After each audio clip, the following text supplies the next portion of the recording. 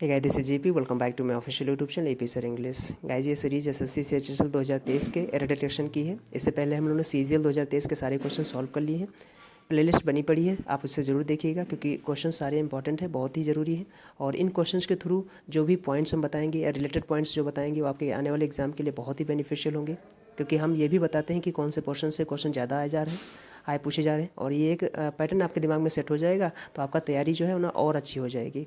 तो एक चीज़ और करिएगा कि अगर आप इस वीडियो को देख रहे हैं तो स्पीड बढ़ाकर देखिएगा ताकि आपका टाइम भी ज़्यादा वेस्ट ना हो और ज़रूरी बातें जो आपके कानों तक पहुंच जाएं, है ना।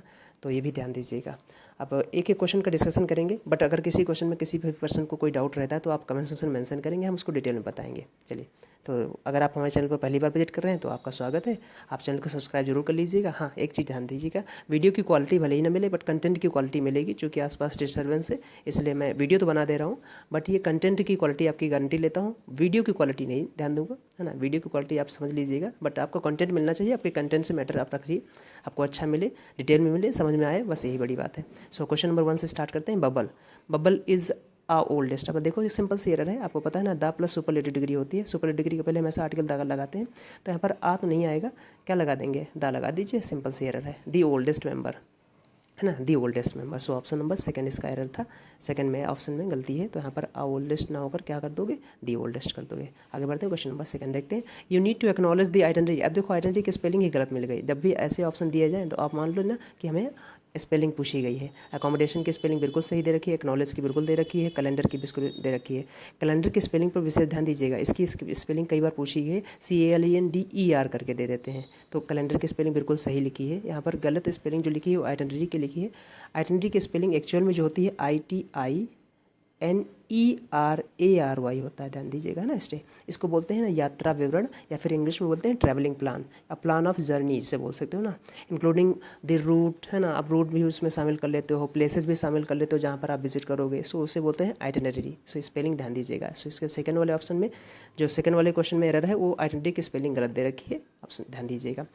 थर्ड नंबर लिखा है, ही फाइनली रिकॉल्ड दैट, उसने फाइनली रिकॉल किया, याद किया, दैट की द थीव्स हैव लीव। अब आपको पता है ना, ध्यान दीजिएगा, ये चीज़ और समझिएगा। जो सेंटेंस हमारे पास है, जैसे हैव की कोई भी फॉर्म आ जाए, हैव जब हेल्पिंग वर्ब बने ना दिस टाइप्स में, तो इसके साथ वर्ब की थर्ड फॉर्म आती है। ये हमेशा याद रखिएगा, हमेशा याद रखिएगा। हैव, हैज़, हैड, हैविंग, इसके साथ वर्ब की थर्ड फॉर्म आती है।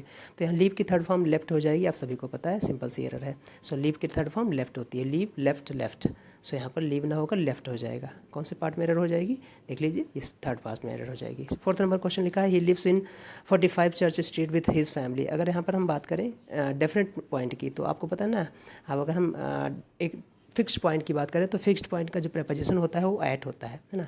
एट जो होता है ना, तो फिक्स्ड पॉइंट का प्रेपोजिशन होता है। सो यहाँ पर एट होना चाहिए था, इन नहीं होना चाहिए था, एट होना चाहिए था।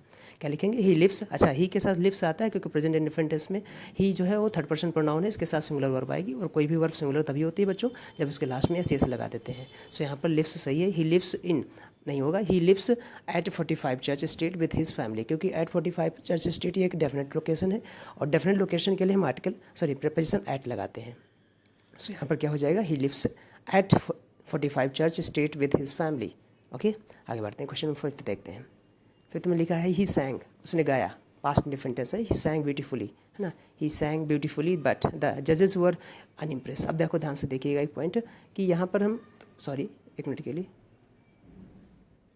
हाँ जी देखिए, he sang, he third person pronoun है, सैंग वी टू हमारी वी टू फॉर्म है, सैंग हाउ, हाउ का आंसर दे रहे beautiful, so adverb of manner आ गई। अब आपको पता है ना एडवर्ब ऑफ मैनर है, बट लेकिन कोऑर्डिनेटिंग कंजंक्शन है द जजेस वर। अब आपको पता है जजेस है, प्लूरल है, तो वर सही है। अब आपको पता ना, ये चीज़ ध्यान दीजिएगा, बी की फॉर्म के बाद, अब बी की फॉर्म समझते हो ना, बी की फॉर्म जो होती है वो इज एम आर होती है ना, तो बी की फॉर्म के बाद कई सारी बातें याद रखना है आपको। या अगर इसके साथ हम ING फॉर्म लगा रहे हैं, इसका मतलब ये कंटिन्यूस टेंस बनाएंगे। अगर इसके साथ हम वर्ब की थर्ड फॉर्म लगा रहे हैं तो इसका मतलब पैसिव सेंस बनाएंगे, ये चीज़ याद रखिएगा। और इसके साथ हम एडजेक्टिव भी लगाते हैं कॉम्प्लीमेंट बनाने के लिए, तो ये चीज़ याद रखिएगा, एडजेक्टिव भी, नाउन भी, ये सब ध्यान रखेंगे इस चीज़ें। तो यहाँ पर जो हमें बात करेंगे कि कभी भी वर्क यानी कभी भी बी की फॉर्म के बाद हम V1 फॉर्म कभी भी नहीं लगाएंगे, V2 फॉर्म कभी भी नहीं लगाएंगे। या तो हम V3 फॉर्म लगाएंगे पैसिव बनाने के लिए, और या तो ING फॉर्म लगाएंगे कॉन्टिन्यूस टेंस बनाने के लिए। सो बी की फॉर्म के बाद, बी की फॉर्म समझिएगा, is, am are, was, were, be, been, ये सब बी की फॉर्म होती हैं, बींग, ये सब बी की फॉर्म्स होती हैं। सो इसके साथ कभी भी हम वर्ब की फर्स्ट फॉर्म नहीं लगाते हैं। अब यहाँ पर अनइम्प्रेस लिखा है, जो कि इम्प्रेस जैसा ही होता है ना, इम्प्रेस का एंटोनिम है अनइम्प्रेस। सो यहाँ पर इम्प्रेस का मतलब क्या होता है, किसी को इम्प्रेस करना है ना इस टाइप में। सो अनइम्प्रेस यहाँ पर ना होकर अनइम्प्रेस्ड हो जाएगा, वर्ब की थर्ड फॉर्म लगा दो यहाँ पर। सो यहाँ पर अनइम्प्रेस्ड कर दो, है ना, ईडी जोड़ दो, अनइम्प्रेस्ड। जैसे बोलते नहीं आई एम इम्प्रेस्ड, तो मैं इम्प्रेस्ड हूँ, है ना, आई एम अनइम्प्रेस्ड, मैं अनइम्प्रेस्ड हूँ। वैसे ही यहाँ पर बी की फॉर्म के बाद यहाँ पर वर्ब की थर्ड फॉर्म लगा दो। सो द जजेस वर अनइम्प्रेस्ड एट द एंड, अंततः वो जजेस जो थे वो अनइम्प्रेस्ड थे। सो यहाँ पर अनइम्प्रेस्ड हो जाएगा, आप समझिएगा इस सेंटेंस को। अगला बढ़ते हैं 6 नंबर। ये जो जरूरी बातें बता रहा हूँ इनको जरूर ध्यान दीजिएगा। द सन, 6 नंबर कह रहा है the sun revolves around the. अब देखो अराउंड दी अर्थ होना चाहिए। जितनी भी हमारी हेवनली बॉडी होती हैं उनको हम उनके पहले आर्टिकल द का यूज करते हैं। सो जैसे the earth, the moon, the sun, इस टाइप्स में। या फिर जितने भी हिस्टोरिकल प्लेसेज होते हैं उनके पहले आर्टिकल द का लगाते हैं, जैसे द ताजमहल, इस टाइप्स में। या फिर जितनी भी हॉली बुक्स होती हैं, जितने भी हमारे रिवर्स होती हैं, रिवर नेम, ध्यान दीजिए रिवर नेम, है ना, उनके पहले आर्टिकल द का यूज करते हैं। द गंगा, है ना, द यमुना, इस टाइप्स में। द होली, जैसे द होली बुक में आ जाए, जैसे द गीता, है ना, इस टाइप्स में। द रामायणा। तो यहाँ पर ध्यान दीजिएगा, एक चीज़ और याद रखिएगा, यहाँ पर थोड़ी सी और आई है, अगर यहाँ पर राउंड होता जो ज़्यादा अच्छा रहता है ना, राउंड। सो कोई नहीं, हमारी जो मेजर एरर है वो हमारी अर्थ ना होकर यहाँ पर दी अर्थ हो जाएगा। अच्छा, अर्थ गलत क्यों है, क्योंकि अर्थ तो एक है और जो चीज़ एक होती है ओनली वन, उसके लिए आर्टिकल द लगाएंगे इस टाइप में, है ना। तो यहाँ पर यूनिवर्सल की बात कर रहे हैं, हेवनली बॉडी की बात कर रहे हैं। सो हेवनली बॉडी जितनी भी होती हैं वो सब हमारे पास आर्टिकल द लगाते हैं, the sun, the earth, the moon, इस टाइप में। सो यहाँ पर एरर है, सिंपल सी एरर है, आर्टिकल का एरर है। इसका मतलब आर्टिकल क्वेश्चन ज़्यादा पूछे जा रहे हैं, ध्यान दीजिएगा। यहाँ पर एक चीज़ और ध्यान दीजिएगा ना, अराउंड की जगह पर अगर हम राउंड लगाते तो ज़्यादा अच्छा रहता है ना, राउंड। आगे बढ़ते हैं, क्वेश्चन नंबर 7 देखते हैं। Radhika is not capable. अब ध्यान दीजिए, कुछ वर्ड हमारे पास होते हैं जैसे कैपेबल। अब कैपेबल के साथ ये एडजेक्टिव है ना, ये एडजेक्टिव है। कैपेबल के साथ हमेशा और हमेशा ऑफ लगाइएगा, है ना, में। Confident of, capable of, in styles में इनके साथ हमेशा आप क्या लगाएंगे, ऑफ लगाएंगे, है ना। कॉन्फिडेंट ऑफ, डिवाइड ऑफ, ये सब हमारे पास एडजेक्टिव होते हैं ना। अवेयर ऑफ, जैसे अवेयर तो वर्ब हो गई है ना, इस टाइप में। अवेयर सॉरी एडजेक्टिव है। से हमारे पास कुछ एडजेक्टिव आप समझ लीजिए, जैसे हमने बताया अफ्रेड ऑफ, है ना, अफ्रेड ऑफ लगाएंगे, अफ्रेड ऑफ, सुनते रहिए, अवेयर ऑफ, है ना, अवेयर ऑफ हो जाएगा। डिवाइड ऑफ, है ना, इस टाइप में। डिवाइड का मतलब होता है किससे वंचित रहना। कॉन्फिडेंट ऑफ, कॉन्फिडेंट ऑफ बोलते हैं, प्राउड ऑफ बोलते हो आपने इस टाइप में। वर्दी ऑफ बोल सकते हो, इनवियस ऑफ बोल सकते हो, फेयरफुल ऑफ बोल सकते हो, सस्पिशियस ऑफ बोलते हो। तो ये सब वर्ड याद रखिएगा, इनके साथ प्रपोजिशन ऑफ लगाते हैं। अब ध्यान दीजिएगा, सो यहाँ पर कैपेबल ऑन नहीं होगा, कैपेबल ऑफ होता है। अच्छा, एक चीज़ ध्यान दीजिए ना, जैसे कैपेबल बराबर होता है एबल, है ना। तो यहाँ पर एक चीज़ समझेंगे, जैसे कैपेबल के साथ ऑफ लगाइएगा, हमेशा याद रखना। एबल के साथ, अनेबल के साथ टू लगाइएगा, 2 + B1 आगे वर्ब जो आएगी, है ना। और यहाँ पर कैपेबल के साथ ऑफ लगाएंगे, ऑफ प्रपोजिशन हो जाएगा। तो प्रपोजिशन के बाद वर्ब की अगर फॉर्म आती है तो ING फॉर्म आती है। क्यों? क्योंकि इस प्रपोजिशन को इसको ऑब्जेक्ट चाहिए। ये जो वर्ब की फॉर्म ING बनती है ये ऑब्जेक्ट बन जाती है। क्यों ऑब्जेक्ट बन जाती है? क्योंकि ये वर्ब की ING फॉर्म जीरंड बन जाती है, और जीरंड जो है वो नाउन की तरह एक्ट करते हैं, और नाउन सेंटेंस में सब्जेक्ट या ऑब्जेक्ट बनने का काम करते हैं। इसलिए यहाँ पर ये ऑब्जेक्ट बन जाते हैं, इसलिए यहाँ पर इनको ING फॉर्म लगाया जाता है। यानी ये आप सोचे होंगे कि प्रपोजिशन के बाद ING क्यों लगाते हैं, तो इसके पीछे रीज़न यही होता है कि प्रपोजिशन के बाद हमेशा एक ऑब्जेक्ट होता है। अगर कोई नाउन प्रोनाउन यूज कर रहे हो तो ठीक ठीक, लेकिन अगर आप कोई वर्ब यूज कर रहे हो प्रपोजिशन के बाद तो उसको ING फॉर्म बनाना पड़ेगा। क्यों? क्योंकि ING फॉर्म जीरंड बन जाती है, और जीरंड जो है सेंटेंस में नाउन होते हैं, और नाउन जीरंड जो होते हैं वो नाउन होते हैं, और नाउन सेंटेंस में सब्जेक्ट या ऑब्जेक्ट बन जाते हैं। ये बात ध्यान रखिएगा, इसीलिए हम यहाँ पर क्या लगाएंगे, ऑफ लगाएंगे, कैपेबल ऑफ। सो यहाँ पर एरर क्या हो जाएगी, कैपेबल ऑफ एरर हो जाएगी, यानी कि यहाँ एरर क्या हो जाएगी, ऑन वाली गलती है इसमें। सो यहाँ पर चूज क्या करना है, यानी ऑप्शन नंबर 2 चूज करना है, ऑफ चूज करना है, ध्यान रखना, यानी 2 नंबर होगा ऑफ। अगला बढ़ते हैं, question number 8। When Mank came I shall go with him to the circus. अब ध्यान से देखेंगे, ये आई शैल गो जो हमारी सबऑर्डिनेटिंग क्लॉज है, सबऑर्डिनेटिंग क्लॉज का टाइम अगर हमारा फ्यूचर होता है तो main clause present indefinite tense में लिखी जाती है, याद रखिएगा। क्यों? उसके उल्टा पढ़ लो, अगर सबऑर्डिनेटिंग क्लॉज हमारी पास फ्यूचर में लिखी गई है, सॉरी सबऑर्डिनेटिंग क्लॉज नहीं है, ये मेन क्लॉज है ना, क्योंकि सबऑर्डिनेटिंग क्लॉज तो वेन है। तो हमारे पास जो सबऑर्डिनेटिंग क्लॉज है इसका टाइम जो है हमारे पास, आई एम सो सॉरी, जो हमारे पास मेन क्लॉज है, मेन क्लॉज जो लिखी गई है वो हमारी फ्यूचर में लिखी गई है, तो सबऑर्डिनेटिंग क्लॉज हमेशा प्रेजेंट इंडेफिनिट टेंस में लिखी जाती है। सॉरी फॉर अर्लियर पॉइंट्स, मैं फिर से बता देता हूँ। हमारी ये मेन क्लॉज है, I shall go with him to the circus, ये मेन क्लॉज है। व्हेन मैंक केम, ये हमारी सबऑर्डिनेटिंग क्लॉज है। अब मेन क्लॉज जो हमारे पास लिखी गई है वो फ्यूचर में लिखी गई है, इसका मतलब सबऑर्डिनेटिंग क्लॉज भी फ्यूचर टाइम में लिखी जाती है। लेकिन एक चीज़ याद रखिएगा, अगर हमारी मेन क्लॉज फ्यूचर में लिखी गई है तो सबऑर्डिनेटिंग क्लॉज प्रेजेंट टेंस में लिखी जाती है। क्यों? क्योंकि सबऑर्डिनेटिंग क्लॉज में लिखा गया प्रेजेंट टाइम जो होता है उसका बाय डिफॉल्ट टाइम जो होता है वो फ्यूचर का होता है, इसलिए याद रखिएगा। सो यहाँ पर वन मैंक केम ना होकर क्या हो जाएगा, कम्स हो जाएगा, याद रखेंगे इस चीज़ को, है ना। वन मैंक कम्स, एक बार फिर से समझा देते हैं। ये हमारी आई शैल से शुरू स्टार्ट हो रही जो क्लॉज है, ये हमारी क्लॉज जो है वो मेन क्लॉज है, और मेन क्लॉज हमारी अगर फ्यूचर में लिखी गई है तो सबऑर्डिनेटिंग क्लॉज प्रेजेंट इंडेफिनिट में लिखी जाती है, ये याद रखना हमेशा। क्यों? क्योंकि सबऑर्डिनेटिंग क्लॉज का जो टाइम अगर फ्यूचर प्रेजेंट इंडेफिनिट में लिखी गई है तो बाय डिफॉल्ट उसका टाइम फ्यूचर का होता है। सो यहाँ पर व्हेन मैंक केम ना होकर व्हेन मैंक कम्स हो जाएगा, व्हेन मैंक कम्स, यहाँ पर कम्स करेंगे। सो ऑप्शन नंबर फर्स्ट में हो जाएगा। आगे बढ़ते हैं, क्वेश्चन नंबर 9 देखते हैं। माई कलीग्स, ठीक है, हैव, कलीग की स्पेलिंग गलत है ना, इसे पढ़ने में आ रहा है, आप समझ लें। तो ये स्पेलिंग अगर पूछी गई तो स्पेलिंग ही यहाँ पर गलत है, कलीग्स की स्पेलिंग गलत है, ध्यान रखेंगे। तो यहाँ पर स्पेलिंग पूछी गई, कलीग की स्पेलिंग क्या होती है, CO, देखिए COLLEAGUES, प्लूरल में कलीग्स हो जाएगा ना, COLLEAGUES। तो कलीग की स्पेलिंग गलत है, यही आपको आंसर हो जाएगा, फोर्थ हो जाएगा, इसमें सिंपल है। देखिए हैव के साथ थर्ड फॉर्म आई है, ये बात ध्यान रखिएगा। आगे बढ़ते हैं, क्वेश्चन नंबर 10 देखते हैं।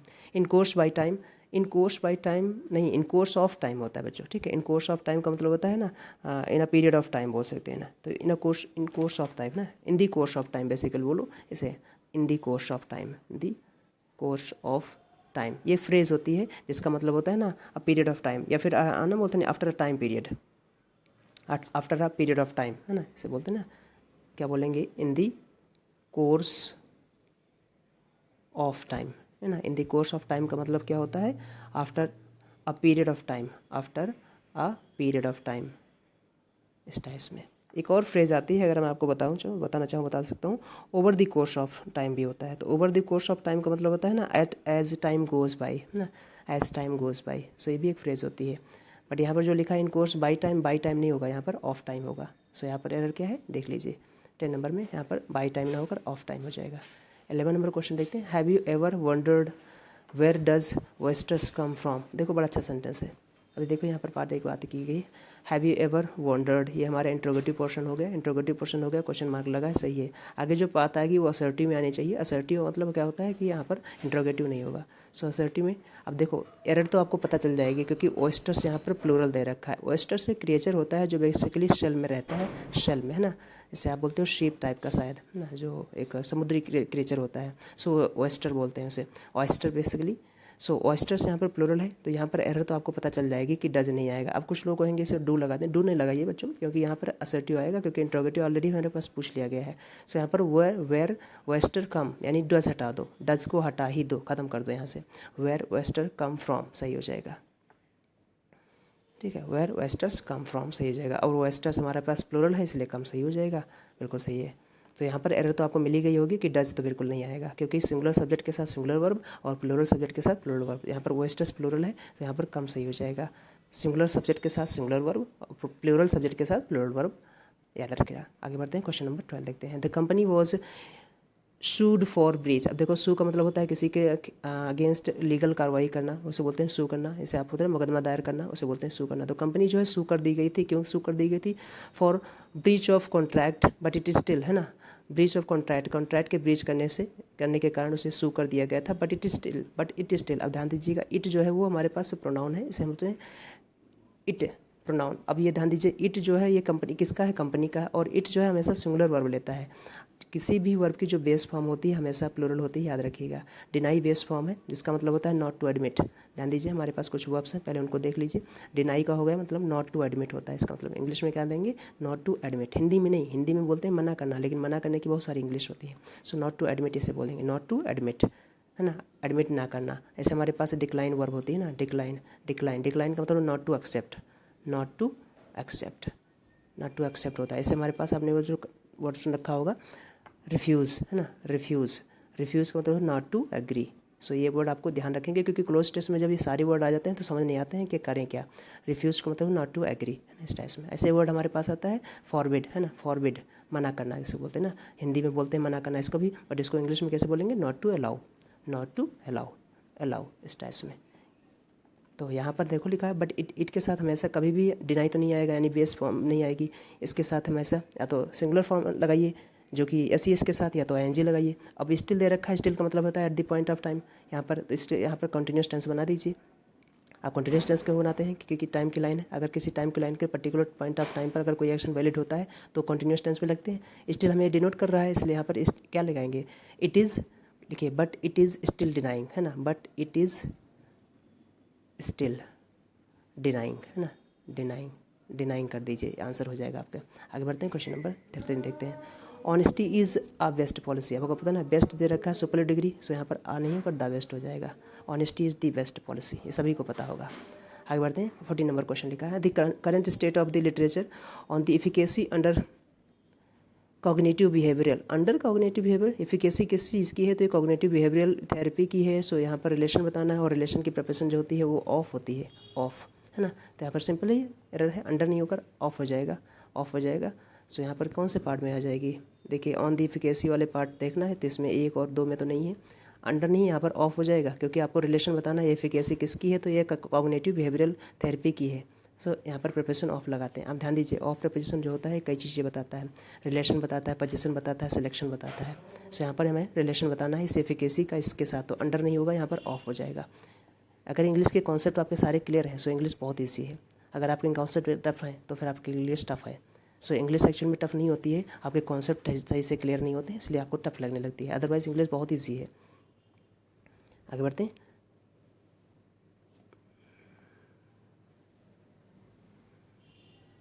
Fifteen number. देखिए 14 में यहाँ पर कौन से पार्ट में, थर्ड पार्ट में एरर हो जाएगी, अंडर लगाइएगा, यहाँ पर ऑफ लगा दीजिएगा। क्वेश्चन नंबर 15 देखते हैं, Poonam usually sits in a first. अब आपको पता ना द प्लस ऑर्डिनल होता है, आपने ये रूल पढ़ा रखा होगा, the plus ordinal, ordinal number जितने भी होते हैं उनके पहले आर्टिकल द लगाते हैं, जैसे the first, the second, the third. So यहाँ पर आ फर्स्ट ना होकर द फर्स्ट हो जाएगा, सिंपल सी एरर है। आगे बढ़ते हैं, क्वेश्चन नंबर 16 देखते हैं, the rich should help poor. अब देखो पुअर एडजेक्टिव है, एडजेक्टिव कभी भी किसी वर्ब का ऑब्जेक्ट नहीं बन सकता है ना, इसके लिए इसको नाउन बनना पड़ेगा। अब आपको पता है ना, जितने भी हमारे पास जो ह्यूमन की क्वालिटी को रिप्रेजेंट करने वाले एडजेक्टिव्स होते हैं, जैसे पुअर हो जाए, ब्लाइंड हो जाए, रिच हो जाए, है ना, ऑनेस्ट हो जाए, ब्रेव हो जाए, इस टाइप में, डीप हो जाए, डम हो जाए, इस टाइप के जो वर्ड्स होते हैं, अगर इनके पहले हम आर्टिकल दा का यूज़ कर देते हैं तो ये प्लूरल कॉमन नाउन हो जाते हैं। प्लूरल कॉमन नाउन का मतलब होता है कि पूरी इंटायर, यानी इंटायर कम्युनिटी को रिप्रेजेंट करते हैं। सो इंटायर कम्युनिटी का कहने मतलब है कि ये द प्लस पुअर जो है, द प्लस पुअर अगर इसके बाद हम कोई नाउन ना लगाएं तो द प्लस पुअर जो है ये प्लूरल नाउन की तरह रिएक्ट करेगा।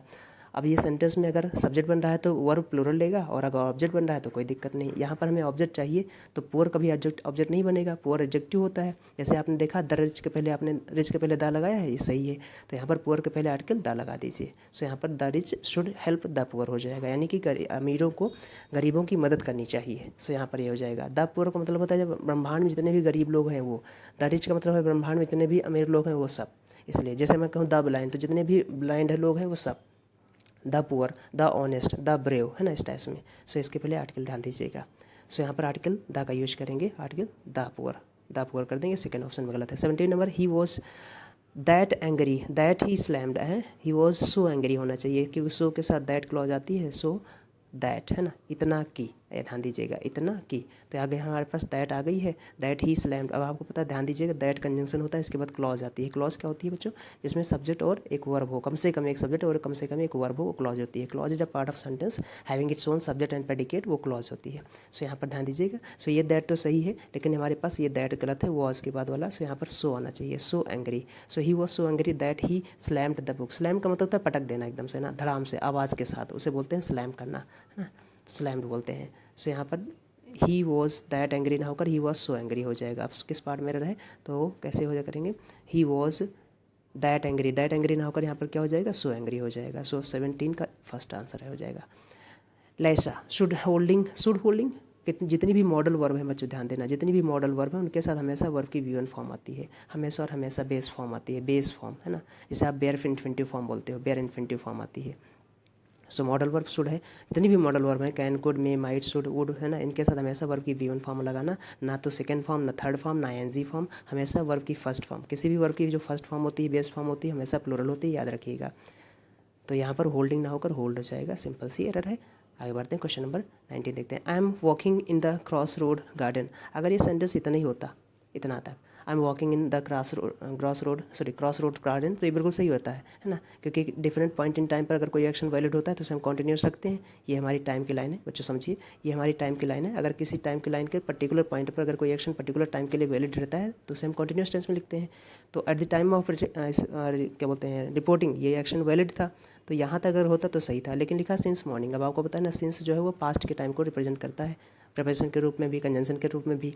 तो यहाँ पर हमारे पास मॉर्निंग लिखा, अगर मैंने मॉर्निंग लिख दिया इसका मतलब मॉर्निंग से लेकर थोड़ा बहुत काम हो चुका है, अब मॉर्निंग नहीं है, मॉर्निंग बीत गई है। अगर मॉर्निंग बीत गई है तो जो मॉर्निंग से जिस समय तक मॉर्निंग बीत गई है वो एक्शन अभी यहाँ तक का कंप्लीट हो चुका होगा, और जिस समय रिपोर्ट किया जा रहा है उस समय ये वैलिड भी है, चल भी रहा है। तो आपको पता है ना, जो काम हो भी चुका हो और अभी हो भी रहा हो, थोड़ा हो चुका हो मतलब और हो भी रहा हो, तो उसे हम बोलते हैं प्रेजेंट परफेक्ट कंटिन्यूअस टेंस में। So present perfect continuous tense यहाँ पर आपको लगाना पड़ेगा। आई एम ना होकर यहाँ पर क्या हो जाएगा, आई हैव बिन, आई के साथ हैव आता है इसलिए ध्यान रखना। Sir I have been I have been walking, I have been करिए यहाँ पर, आई हैव बिन।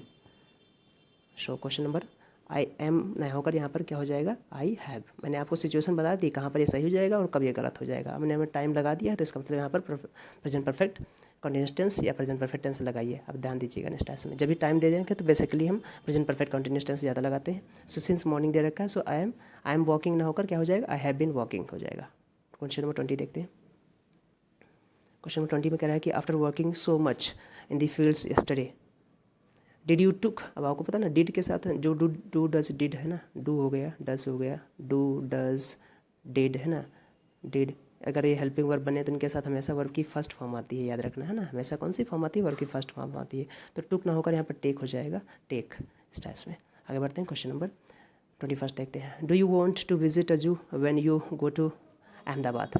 ओके, ध्यान दीजिए, जब अहमदाबाद आप जाएंगे तो कोई पर्टिकुलर विजिट जू होगा, सारे जू तो होंगे नहीं ऑल इंडिया के। सो यहाँ पर जू जो है डेफिनेट होगा, आर्टिकल दा लगा दीजिए, सिंपल सी एरर है। सो अब यहाँ पर देखो, बड़ा कॉन्सेप्ट एक क्लियर हो रहा है कि यह समझ नहीं आ रहा होगा कि आर्टिकल कहाँ पर लगाएं। सो इसी के आर्टिकल जो दा होते हैं किसी भी नाउन को डेफिनेट बनाने के लिए यूज किए जाते हैं। आर्टिकल ए और एन जो होते हैं वो एक्चुअल में ओनली एनी के वीकर फॉर्म होते हैं। सो यहाँ पर दा लगाएंगे, क्योंकि यहाँ पर ए जू कोई नहीं, आजू नहीं बताएंगे, कोई एक जू नहीं, अहमदाबाद के जू की बात कर रहे हैं, और जू जो है बहुत ज़्यादा नहीं होते हैं, डेफिनेट होते हैं। सो यहाँ पर क्या करेंगे, आजू ना होकर यहाँ पर दा जूस कर देंगे, द जू। आर्टिकल हटा देंगे और आर्टिकल दा लगा देंगे। बात अहमदाबाद की जा रही है, ध्यान दीजिएगा। यहाँ पर हम और कहीं एनी जू की बात नहीं कर रहे हैं, एनी जू की बात करते तो हम यहाँ पर आजू से ही बोल देते, लेकिन यहाँ पर अहमदाबाद की जू की बात की जा रही है। Do you want to visit a zoo नहीं को do you want to visit the zoo. ध्यान दीजिएगा, द प्लस जो नाउन होता है वो किसी भी नाउन को डेफिनेट बनाने के लिए द आर्टिकल यूज करते हैं। आगे बढ़ते हैं, क्वेश्चन नंबर 22 देखते हैं। Suman has bought a black and a white. अब ध्यान दीजिएगा, अगर किसी नाउन के लिए दो अलग अलग हमने एडजेक्टिव यूज किए हैं और दो अलग अलग आर्टिकल भी यूज किए हैं तो इसका मतलब वो नाउन प्लूरल हो जाता है ना। आप ब्लैक एंड अ वाइट का मतलब है दो शॉल है, तो एक शॉल नहीं है, दो शॉल है। अगर दो शॉल है तो यहाँ पर हम क्या कर देंगे, सॉल्स कर देंगे। अब ध्यान रखेंगे, अगर हम यहाँ पर लिखे होते आ ब्लैक एंड अ वाइट, अगर हम यहाँ पर जो बाद एंड के बाद वाला आर्टिकल है ये हटा देते तो क्या हो जाता, वही ब्लैक वही वाइट शॉल है, तो फिर एक की बात करते हैं क्योंकि एक आर्टिकल ये लगा है। लेकिन अगर हमने कहा आ ब्लैक एंड आ वाइट, इसका मतलब दो शॉल है। अगर दो शॉल है तो यहाँ पर शॉल क्या कर दो, SHALLS यानी प्लूरल कर दो शॉल को, तो शॉल्स हो जाएगा। सो यहाँ पर हमारे पास एरर केस में सेकंड में कुछ भी कर सकते हो, पार्ट सेकंड में ही चूज करोगे। चाहे आप आर्टिकल ए वाला हटा दो एंड के बाद तो शॉल लिखा रहने दो, और अगर आप शॉल को आर्टिकल दोनों रखोगे तो फिर शॉल को शॉल्स करना पड़ेगा इस टाइप में, है ना। आगे बढ़ते हैं। जैसे आपने देखा होगा ना, अगर किसी दो आर्टिकल दोनों नाउन के पहले लगा रखे हैं तो दो अलग अलग है। जैसे मैं कहूँ द प्रिंसिपल एंड मैनेजर, तो इसका मतलब अब मैनेजर के पहले मैंने आर्टिकल नहीं लगा रखा है, इसका मतलब जो प्रिंसिपल है वही मैनेजर है, तो किसी एक ही पर्सन की बात कर रहे हैं। लेकिन अगर मैं कह दूँ the principal and the manager, तो इसका मतलब प्रिंसिपल अलग है और मैनेजर अलग है, अब ये दो पर्सन हो जाएंगे, तो यहाँ पर प्लूरल वर्ब आएगी इस टाइप में। ये बातें आपने पढ़ा रखा होगा, ध्यान दीजिएगा। आगे बढ़ते हैं, क्वेश्चन नंबर 23 देखते हैं। A lot of adulterants are chemicals that can lead to an range. अब आप देखो आर्टिकल की फिर आ गई। रेंज जो है वो कॉन्सोनेंट साउंड है, कॉन्सोनेंट साउंड के पहले आर्टिकल एन नहीं लगाते हैं, आर्टिकल एन तो लगाते हैं वॉवल साउंड के पहले। सो रेंज जो है आर यानी रा साउंड है, और रा साउंड के पहले आर्टिकल ए लगाएंगे। सो यहाँ पर अरेंज कर दीजिए, सिंपल सी एरर है अरेंज, है ना, अरेंज, यानी कि आर्टिकल की एरर ज़्यादा आ रही है। सीजीएल में भी यही था और सीएचएस में भी यही है। आगे बढ़ते हैं, क्वेश्चन नंबर 24 देखते हैं। 24 में लिखा है हमारे पास वर दिस बॉय, अब आपको पता ना दिस बॉय दे रखा है, दिस बॉय तो सिंगुलर है इसलिए वर ना होकर क्या हो जाएगा, वॉज हो जाएगा। सिंपल सी एरर है, सब्जेक्ट वर्ब कॉन्सेप्ट आपने सीख रखा होगा तो बढ़िया है ना। Was this boy washing the clothes है ना यस्टरडे, ठीक है। सो यहाँ पर यस्टरडे दे रखा है, was this boy, so was हो जाएगा। आगे बढ़ते हैं क्वेश्चन नंबर 25 में। Nobody from the gathering of odd people could guess the accident occurring blast. अब ध्यान दीजिए, जब भी ऐसा कोई पोर्शन आए, ऐसी कभी फ्रेज आए है ना, तो द के जो नाउन है, द नाउन देखेगा ब्लास्ट का, और ब्लास्ट जो है वो हमारा मेन नाउन हो जाएगा। मेन नाउन से पहले जितने भी वर्ड बैठे हैं ये सब एडजेक्टिव हो जाएंगे। सो अकरिंग एक्सीडेंट ना होकर एक्सीडेंटल अकरिंग हो जाएगा ना, एक्सीडेंट अकरिंग ना होकर एक्सीडेंटल। सो एक्सीडेंट को एक्सीडेंटल बना दो, एडजेक्टिव बन जाएगा, एक्सीडेंट नाउन हो जाएगा है ना। सो एक्सीडेंटल बना दो इसे, एक्सीडेंटल है ना। ये बार फिर से समझेंगे, आर्टिकल द के नाउन जो हमारे पास है ब्लास्ट है। अब ब्लास्ट को क्वालिफाई करने के लिए बाकी जो वर्ड लिखे हैं वो सब हमारे डिटर्मिनर हो जाएंगे है ना, और डिटर्मिनर एक्सीडेंटल नहीं होता, एक्सीडेंटल हो जाता है। सो एक्सीडेंटल कर दीजिए इसे, एक्सीडेंटल, एक्सीडेंटल। सो आगे बढ़ते हैं, क्वेश्चन नंबर 26 देखते हैं। आई हैव रेड दिस, ध्यान दीजिएगा, जैसे हमारे पास कुछ वर्ब्स होती हैं जो तीनों फॉर्म सेम होती हैं तो उनकी फॉर्म ध्यान रखेंगे। अब रीड की थर्ड फॉर्म जो होती है, सेकंड फॉर्म, और लिखी एक ही जाती है बट बोली रेड जाती है ना। So I have read that a leaning tower of Pisa. अब देखो एक और चीज़ है कि पीसा हमारे पास दे रखा है नाउन और उसके पहले प्रपोजिशन लगा रखा है। अब एक चीज़ कॉन्सेप्ट आपने सुन रखा होगा, noun of noun. Noun of noun जब भी कॉन्सेप्ट मिले तो जो हमारे पास ये ऑफ है, इसके ऑफ के पहले जो नाउन है उसके पहले आर्टिकल दा लगा देते हैं। क्यों दा लगा देते हैं जनरली, क्योंकि ऑफ प्लस नाउन जो होती है वो प्रपोजिशनल फ्रेज हो जाती है। ये प्रपोजिशनल फ्रेज सेंटेंस में एडजेक्टिव या एडवर्ब बनने का काम करती है। अब यहाँ पर नाउन बैठा है तो ये एडजेक्टिव बन जाएगी। अगर ये एडजेक्टिव फ्रेज इस नाउन को क्वालिफाई कर रही है तो डेफिनेट नाउन हो जाएगा, और डेफिनेट नाउन के लिए आप आर्टिकल दा लगा देते हो। हर एक चीज़ के पीछे कॉन्सेप्ट है, मैं बार बार कह रहा हूँ। सो यहाँ पर पीसा की जो टावर है, लीनिंग टावर है, ये द आर्टिकल हो जाएगी, आ नहीं दा हो जाएगी इस टाइप में। आप कैसे भी याद रख सकते हो, कुछ लोग बच्चे इसे याद कर लेते हैं कि लीनिंग टावर जो है वो डेफिनेट है इसलिए उसे हम दा लगा देंगे, ऐसा कुछ नहीं है। आप कॉन्सेप्ट ध्यान रखेंगे तो आप हमेशा याद रखेंगे, चीज़ें अच्छी आपके करेंगे, नहीं तो आप कुछ ही क्वेश्चन कर पाएंगे और आपके ना नंबरिंग में, आपके जो बोलते नहीं मॉक में या फिर एग्जाम में बहुत ज़्यादा फ्लक्चुएशन होगा नंबर्स को लेकर। सब अगर कॉन्सेप्ट क्लियर नहीं होते हैं तो फ्लक्चुएशन ज़्यादा होता है, अगर कॉन्सेप्ट क्लियर होते हैं तो फ्लक्चुएशन कम होता है और आपके ग्रेजुअली नंबर बढ़ते रहते हैं इस टाइप में। सो यहाँ पर आलिनिंग ना होकर दालिनिंग हो जाएगा, दालिनिंग, क्योंकि आपने कॉन्सेप्ट सुन रखा होगा ना ये। अब ये कॉन्सेप्ट हर जगह काम नहीं करता है, ये नहीं कि आँख मूंद करके हर जगह लगा देंगे इस टाइप में। नाउन ऑफ नाउन वाला कि पहले नाउन के पहले आर्टिकल दा लगा देते हैं, ये हर जगह नहीं बट ज़्यादातर लगता है ये, क्योंकि ये बात मैंने आपको बता दी। आगे बढ़ते हैं, क्वेश्चन नंबर 27 देखते हैं। सीता स्पॉटेड गोल्डन डियर है ना and requested Rama to capture it. अब आपने देखा होगा कुछ नाउन हमारे पास ऐसे होते हैं जो सिंगुलर और प्लूरल दोनों फॉर्म में एक जैसे होते हैं, है ना। जैसे आपने देखा होगा डियर है ना, इसको हम कभी भी डियर्स नहीं करते हैं, प्लूरल बनाने के लिए भी हम डियर्स नहीं करेंगे, सिंगुलर के लिए भी यही रहेगा और प्लूरल के लिए भी यही रहेगा। जैसे आपने देखा होगा स्पीसीज़, स्पीसीज़ हमेशा सिंगुलर के लिए भी यूज़ कर सकते हैं और प्लूरल के लिए भी यूज़ कर सकते हैं। नाउन का कॉन्सेप्ट है मीन्स, मीन्स का मतलब जब माध्यम हो, साधन हो। इनिंग्स, चाहे एक इनिंग्स हो तब भी और चाहे दो हो इनिंग्स हो तब भी। हेडक्वार्टर्स, चाहे एक हो तब भी चाहे दो हो तब भी।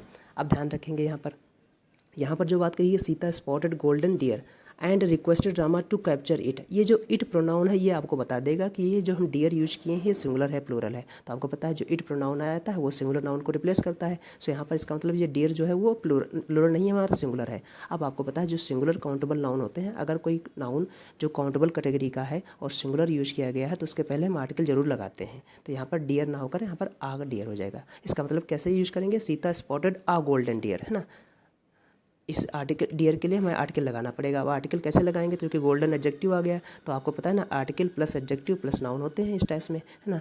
तो यहाँ पर हम आर्टिकल लगाएंगे गोल्डन के अकॉर्डिंग। सो यहाँ पर आ लगा देंगे, है ना, आ गोल्डन डियर। अब ये आ लगा तो रहे हैं लेकिन ये डियर को देखेगा गोल्डन को नहीं, इस टाइप से। सो यहाँ पर सिंपल सी एरर आ गई, सीता स्पॉटेड आ गोल्डन डियर। बहुत अच्छा सेंटेंस है, नाउन का कॉन्सेप्ट है, पढ़ते रहिएगा। और इस इट से मुझे मदद मिल रही है कि ये डियर हमारा जो है वो सिंगुलर, यानी एक ही डियर देखा था सीता जी ने, है ना, या सीता ने, इस टाइप में। सो यहाँ पर डियर ना होकर इस डियर के लिए हमें आर्टिकल लगाना पड़ेगा, आ गोल्डन डियर लगा दीजिए 27 का। आगे बढ़ते हैं, क्वेश्चन नंबर 28 देखते हैं। वीडियो को बहुत ज़्यादा लंबा नहीं करेंगे, आधे घंटे का रखेंगे, इससे आपको अच्छा भी लगेगा और आपको ज़्यादा बोरिंग भी नहीं लगेगा। 28 क्वेश्चन नंबर लिखा हमारे पास, द कमेटी वॉज डिवाइडेड, है ना, the committee was divided on the issue and neither. अब आपको पता ना बहुत सारे प्रोनाउन होते हैं, जैसे ईदर है ना, ईदर नीदर है ना, इस टाइप में ईदर ईदर जो हमेशा लगाते हैं ना 1/2 यानी ईदर हमेशा दो में से किसी एक को रिप्रेजेंट करने के लिए लगाते हैं, दो में से किसी एक को रिप्रेजेंट करने के लिए लगाते हैं। और ईदर दो के लिए लगता है, याद रखना, दो के केस में लगता है। नीदर भी दो के केस में लगता है, पर नीदर का जो है मैथमेटिकल होता है वो 0/2 होता है, यानी टोटल 2 होता है, और बात जो करते हैं वो 0 की करते हैं। यानी नीदर का मतलब होता है दो में से कोई नहीं, और ईदर का मतलब दो में से कोई एक। अच्छा, ईदर का मतलब कभी कभी दो में से दोनों हो सकते हैं, बट ईच के सेंस में लगाते हैं जब तब, जैसे ईदर आ जाए नीदर आ जाए है ना, ईच आ जाए, इस टाइप में ये हमेशा सिंगुलर नाउन लेते हैं। तो इस टाइप में ध्यान रखेंगे, सॉरी सिंगुलर वर्ब लेते हैं, ये सिंगुलर की तरह बात करते हैं तो सिंगुलर वर्ब लेंगे। अब नीदर साइड देखो, नीदर यहाँ पर डिटर्मिनर है, और नीदर के बाद हमेशा सिंगुलर नाउन ही आएगा। नीदर, ईदर, ईच है ना, एवरी, ये सब आपके पास सिंगुलर आता है, वन, इस टाइप में। तो नीदर साइड बिल्कुल सही है, तो वर ना होकर यहाँ पर क्या हो जाएगा, वॉज हो जाएगा। Neither side was willing. So simple सी एरर है, कॉन्सेप्ट है, सब्जेक्ट वर्ब एग्रीमेंट बेस है, बिल्कुल आसान सी। 29 लिखा है द इन्वेस्टिगेशन कंडक्टिंग बाई नहीं, यहाँ पर मैं पास्ट पार्टिसिपल लगाएंगे, क्योंकि कंडक्टेड बाई किसके द्वारा, स्टीम के द्वारा। तो हमने आपको बताया था कि पास्ट पार्टिसिपल हम तभी यूज करेंगे अगर किसी वर्ब को मैं पार्टिसिपल बनाकर यूज कर रहा हूँ जिस भी नाउन के साथ, अगर ये नाउन इस वर्ब का डूअर हुआ तो हम उसे प्रेजेंट पार्टिसिपल में लिखेंगे। अगर ये नाउन इस वर्ब का डूअर ना होकर रिसीवर हुआ तो उसे हम क्या लिखेंगे, पास्ट पार्टिसिपल में लिखेंगे, है ना, इस टाइप में। और यहाँ पर बाई लिखा है तो यहाँ पर ध्यान दीजिए, बाई रिसर्च टीम, इसका नहीं मतलब पास्ट पार्टिसिपल का यूज करेंगे। सो कंडक्टेड ना होकर यहाँ पर क्या हो जाएगा, कंडक्टेड हो जाएगा, है ना, ऐसा कंडक्टेड। सो कंडक्टेड ना होकर क्या हो जाएगा, कंडक्टेड हो जाएगा, कंडक्टेड। बिल्कुल इससे आसान सी एरर है, कंडक्टेड, है ना। आगे बढ़ते हैं, क्वेश्चन नंबर 30 देखते हैं।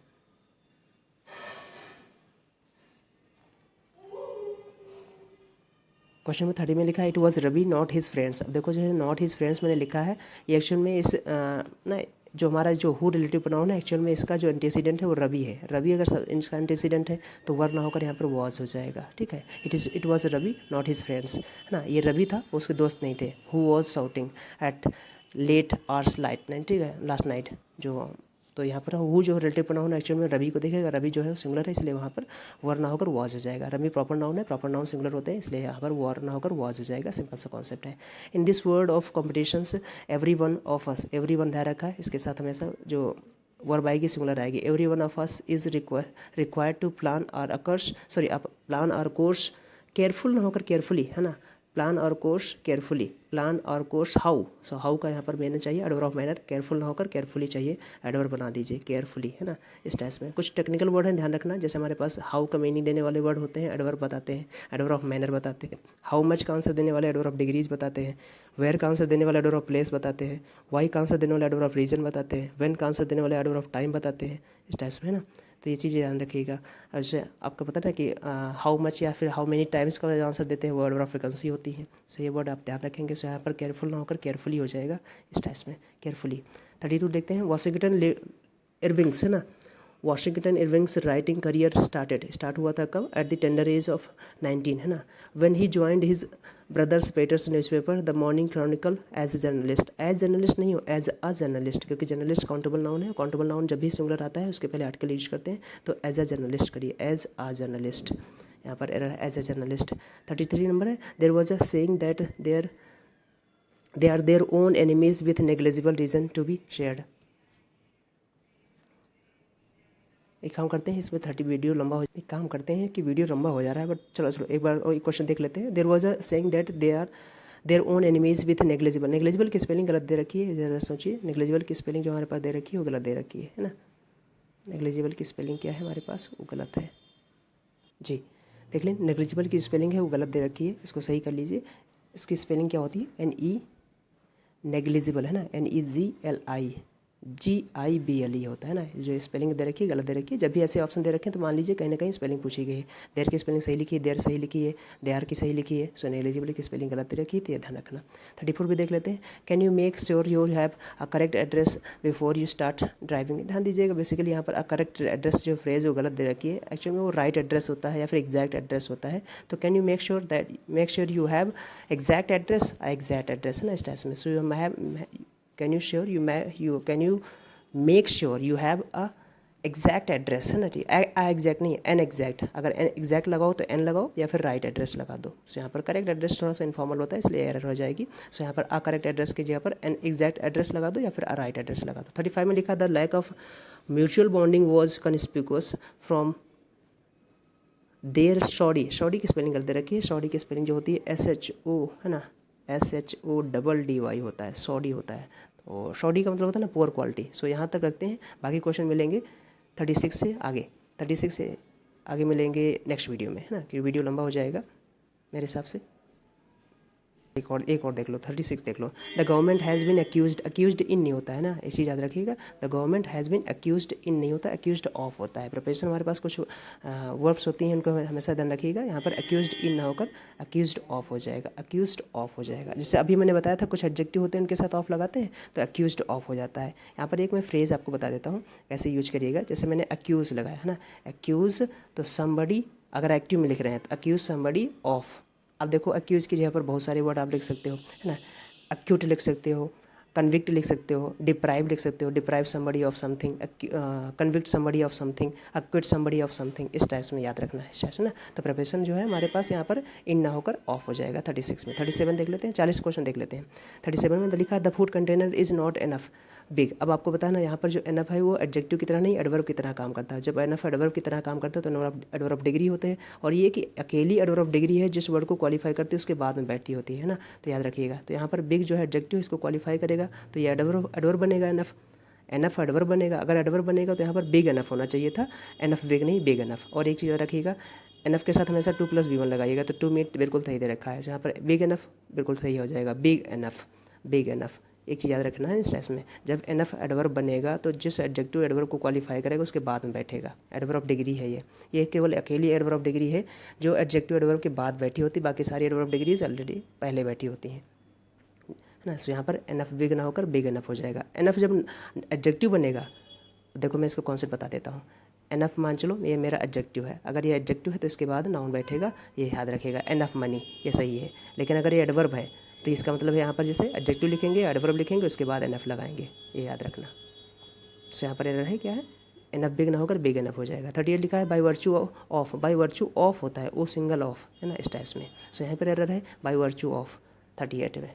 सो यहाँ पर आ गए। 39 में लिखा है द टीम ऑफ साइंटिस्ट हूँ, अब देखो द टीम ऑफ साइंटिस्ट से सिंगुलर हो जाएगा ना, तो यहाँ पर वर ना होकर वॉज हो जाएगा, वॉज हो जाएगा, वॉज कंडक्टिंग, आगे देखना ही नहीं है हमें कुछ, जो भी करना है। The team of scientist was conducting experiments to test their hypothesis, है ना। आगे बढ़ते हैं, क्वेश्चन नंबर 40 देखते हैं।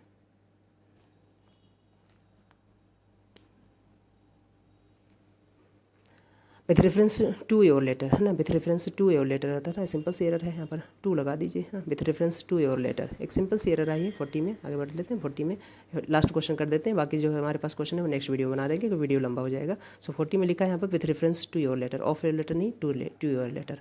सो with reference to your letter the organisation wishes to hire you for the security services. So यहाँ पर 2 हो जाएगा आंसर। चलो नेक्स्ट वीडियो में मिलेंगे, तब तक अपना ध्यान रखिएगा। हाँ, वीडियो को देखिएगा अच्छे मन से, अगर कोई डाउट रहता है किसी क्वेश्चन में तो जरूर पूछिएगा।